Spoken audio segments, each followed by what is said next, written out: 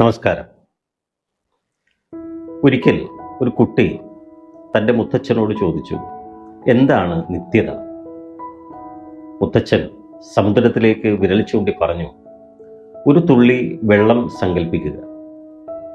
അദ്ദേഹം തുടർന്നു, ഒരു തുള്ളി കടലിൽ ചേരുമ്പോൾ അതിന് അതിൻ്റെ രൂപം നഷ്ടപ്പെടുന്നു, പക്ഷേ അനന്തമായ ഒന്നിൻ്റെ ഭാഗമായി തീരുന്നു.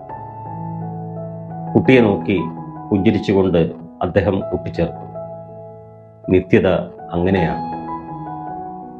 നമ്മുടെ ജീവിതങ്ങൾ ചെറിയ തുള്ളികളാണ്, പക്ഷേ നമ്മൾ പൂർണ്ണതയിലേക്ക് മടങ്ങുമ്പോൾ നമ്മൾ എന്നേക്കുമായി പൂർണ്ണതയുടെ ഭാഗമാണ്. മുത്തച്ഛൻ പറഞ്ഞു, നിത്യത അനന്തമായ സമയമല്ല, അത് കാലാതീതമാണ്. തുടക്കങ്ങളും അവസാനങ്ങളും കൂടിച്ചേരുന്ന ഒരു വൃത്തം. നിങ്ങൾ നിത്യതയുടെ ഒരു തുള്ളിയാണ്. സമാധാനത്തോടെ ജീവിക്കുക. എല്ലാവർക്കും നല്ല നിമിഷങ്ങൾ നേരുന്നു. നന്ദി, നമസ്കാരം.